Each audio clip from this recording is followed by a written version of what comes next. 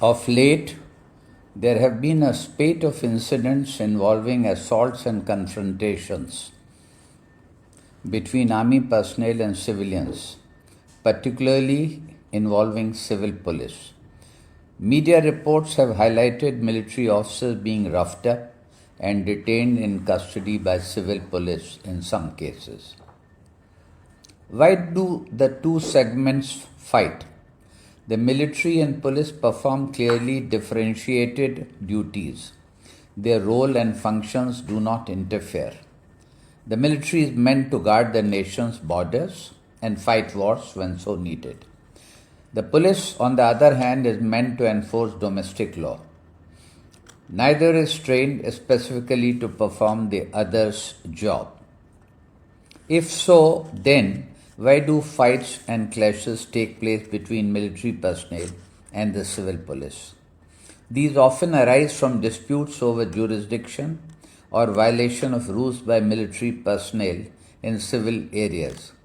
The incidents may be triggered by matters such as traffic violations, wrong parking, or brawls, or at times by serious matters involving arrest or use of criminal force. The underlying causes may be based on jurisdiction, enforcement, individual misconduct, misunderstandings, and differing interpretations or long-standing strained relations. At times, it is purely the ego of one or more persons that is the root cause. The consequences of such confrontations may be totally unacceptable for security and other reasons. The fallouts may be injuries and property damage, erosion of trust, and potential for escalation. The friction and lack of harmony between men in uniform and civil police, regardless of the magnitude, carry a risk of turning explosive if left unresolved. This cord may adversely impact discipline, training, administration, and the overall efficiency of troops within the concerned formations. But hasn't the constitutional scheme designed the two parties to be kept apart?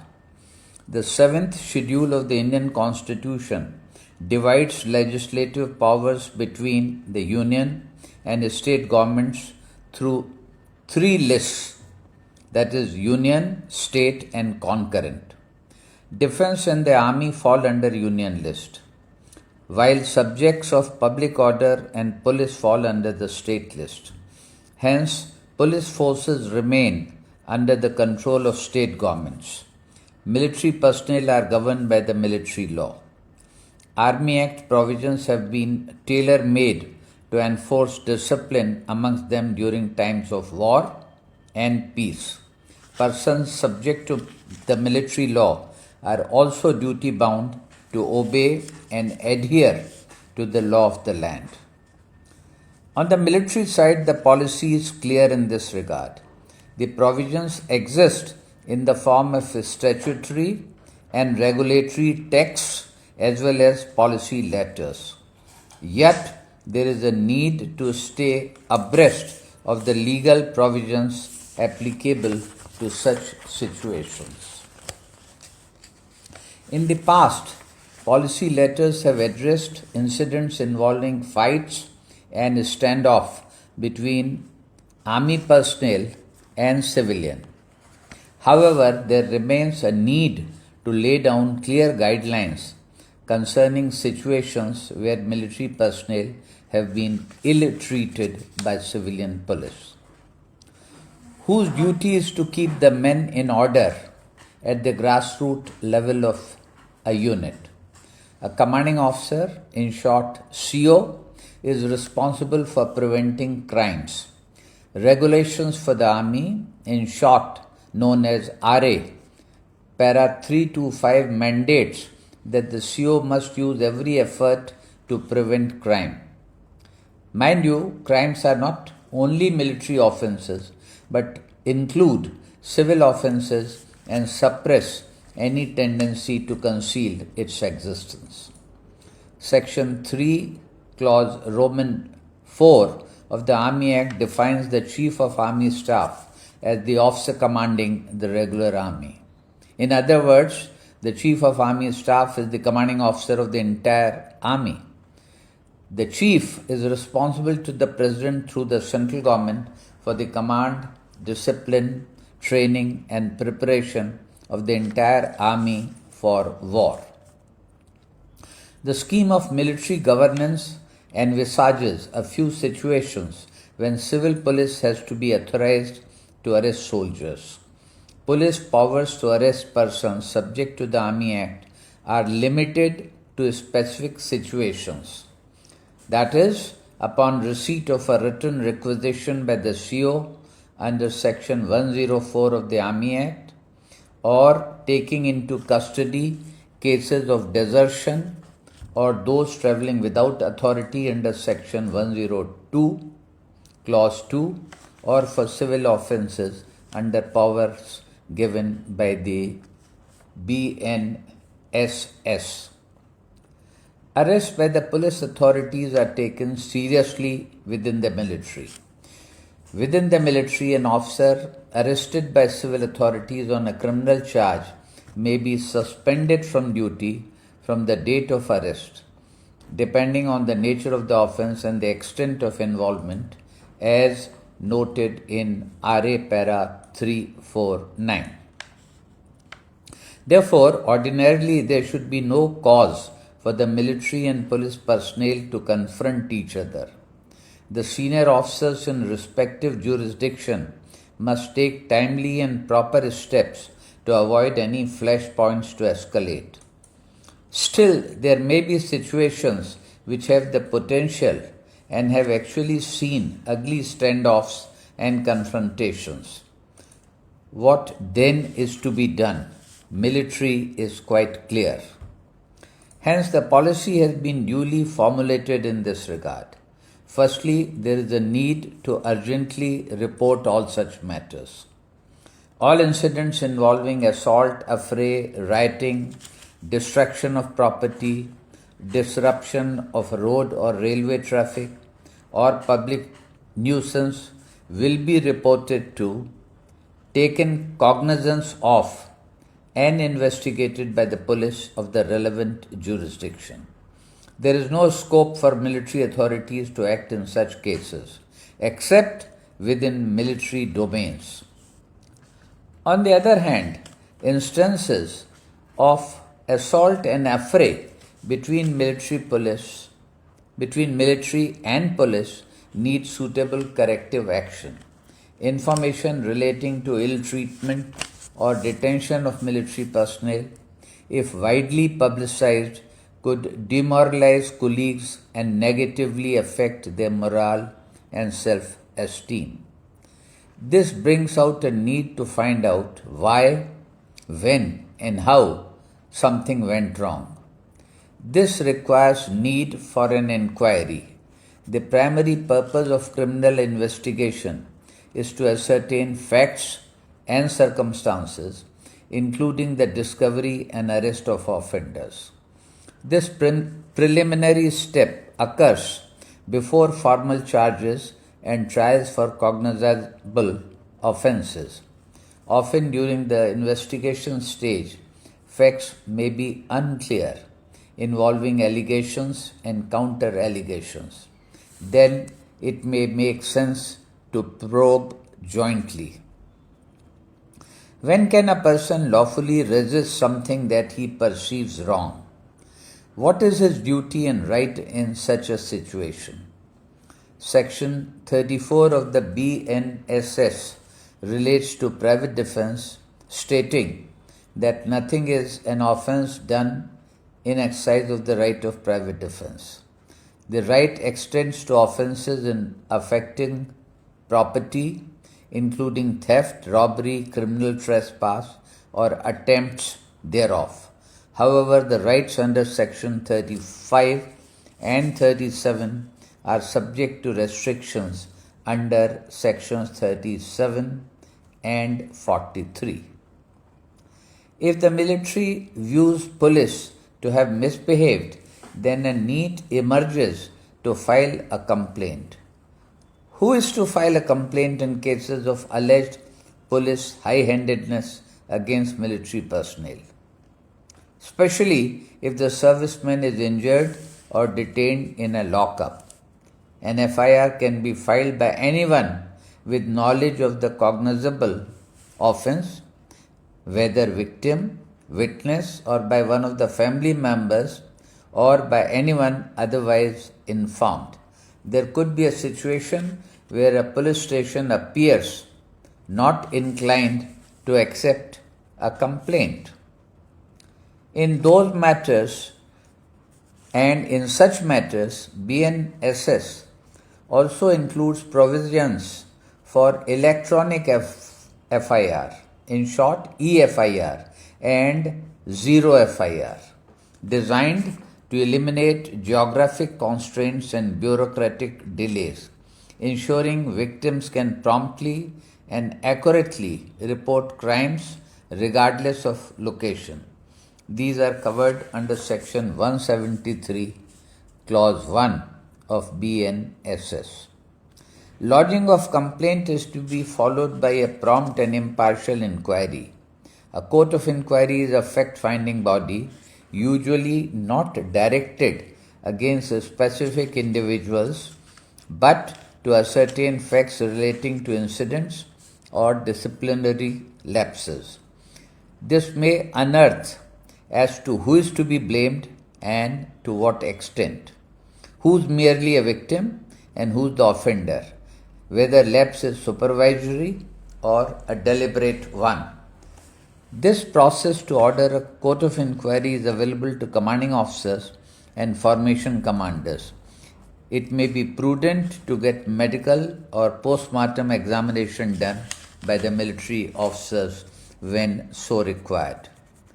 In all situations of use of criminal force or in incidents between military and civil police, investigation by way of court of inquiry would be mandatory as indicated in RA para 520 within bracket C, read with para 522.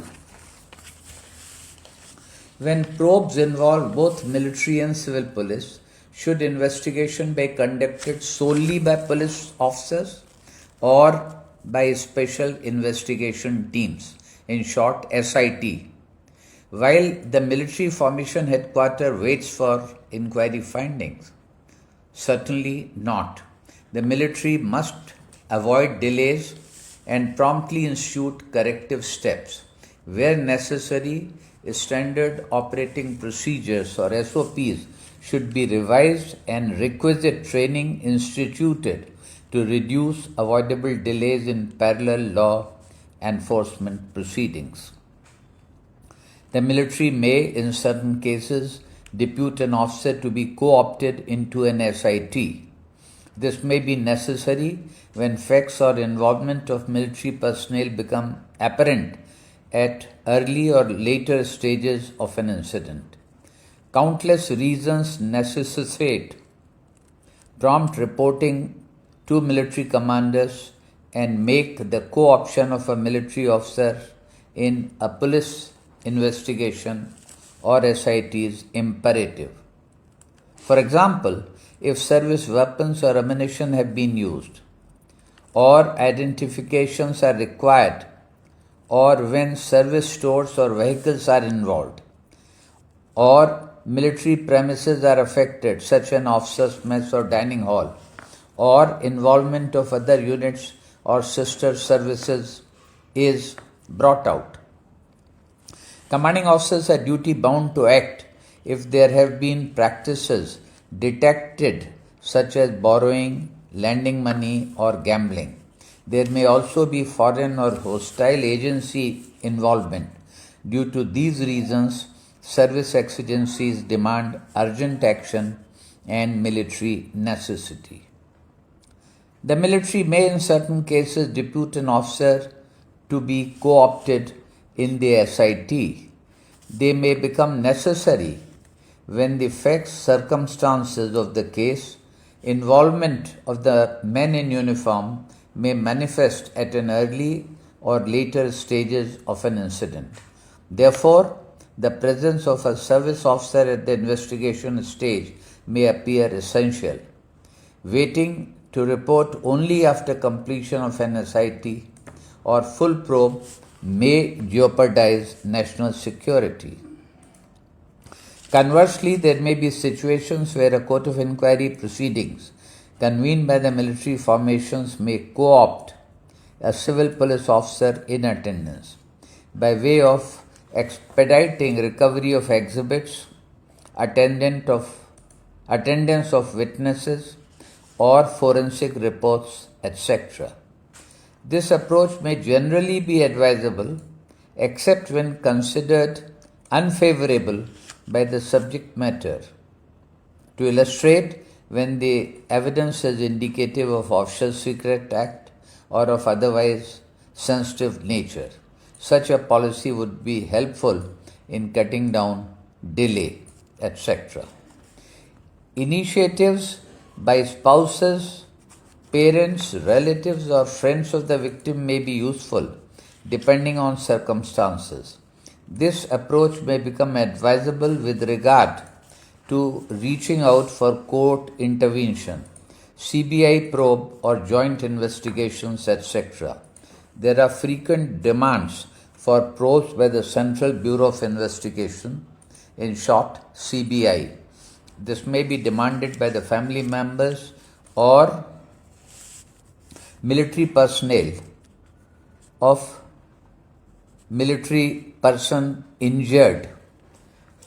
It must be noted that CBI is a domestic crime investigation agency under the Union government governed by the Delhi Special Police Establishment Act. The CBI cannot take over investigations that fall under the jurisdiction of the state police unless especially authorized. Hence, a request for CBI to step in be carefully considered by the authorized government only in exceptional cases. Similarly, reaching out to the Supreme Court or other constitutional courts may not be warranted or feasible in many circumstances. Often, petitions do not justify or merit interference by the high courts. The underlying causes and reasons which trigger an encounter vary. Lapses and responsibilities differ from case to case. However, it is time that a list of risk areas and flashpoints are prepared to study and devise suitable corrective steps. Case studies may also be undertaken to take suitable remedial or preemptive actions. Remaining silent or attempting to suppress news about assault and affray risks spreading rumors or speculation, particularly on social media, and the same may distort or damage reputation. Therefore, it is prudent to remain alert and engage with civil authorities to obtain an accurate picture. A passive stance, relying on the law to take its own course, may not be the proper option. This is so because otherwise confirmation relating to ill treatment or detention, etc., will or may disturb, agitate, or demoralize the colleagues. It would also be detrimental to their self-esteem and morale. Should a probe in the case involving military and civil police be allowed to be conducted by police officers or SIT while the formation and headquarters continue to wait for the inquiry findings to emerge? Would they adopt a role of silent spectators? Certainly not. The military must avoid delay and proceed to institute corrective steps. Where required, SOPs be revised and requisite training be instituted. This may also cut down avoidable delay in the event of parallel law enforcement proceedings. The use of electronic or social media may also deter high-handed or arbitrary actions by local authorities or agencies. Hence, this option may make sense in certain situations only. The Chief of Army Staff remains responsible to the President through the central government for the command, discipline, training and war preparedness of the Army. Passage of police investigation or SIT must always be discussed at the periodical civil-military liaison conference and the meetings of formation commanders. A practice about submission of delay reports would also be helpful to expedite pending probes. Leadership at two ends would be well advised to undertake strengthening communications, training and education, improved coordination and foolproof accountability to reduce, if not totally avoid, such situations. Thank you.